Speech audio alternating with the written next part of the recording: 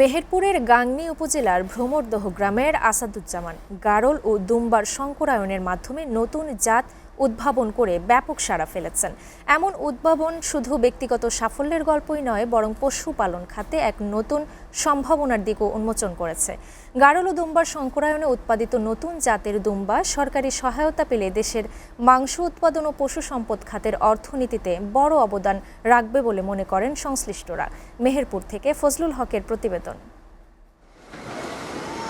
মেহেরপুরের গাংনী উপজেলার ভ্রমরদহ গ্রামের আসাদুজ্জামান আসাদ 2020 সালে মালয়েশিয়া থেকে দেশে ফিরে গরু পালনের পাশাপাশি শুরু করেন গারল ও ছাগল পালন। তবে কাঙ্ক্ষিত সাফল্য না পেয়ে দুম্বা আমদানি করে উদ্যোগ নেন গারল ও দুম্বার সংকরায়নের মাধ্যমে নতুন জাত উদ্ভাবনের। মাত্র 1.5 বছরে সংকর জাতের দুম্বার বাচ্চা বিক্রি করে তিনি আয় করেন প্রায় 8 লাখ টাকা।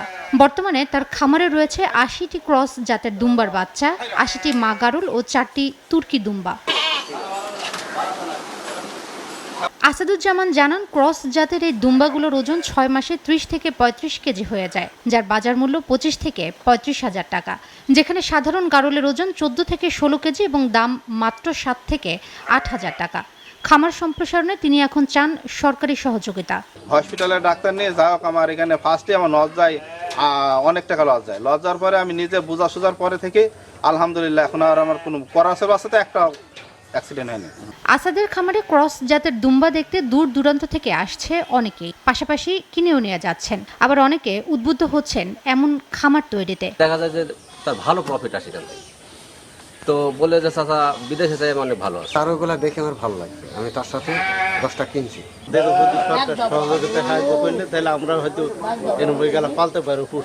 শঙ্কর জাতের দুম্বার মাংস উৎপাদন বেশি হওয়ায় বাজারে এর চাহিদাও বাড়ছে, ফলে প্রয়োজনীয় সহযোগিতা দিতে আগ্রহী প্রাণী সম্পদ বিভাগ। তাকে আমরা সব ধরনের টেকনিক্যাল সাপোর্ট, তার খামারের ম্যানেজমেন্ট, খাদ্য ব্যবস্থাপনা, কৃমিনাশক এবং ভ্যাকসিন প্রদানের মাধ্যমে আমরা তার পাশে রয়েছি। SATV news desk.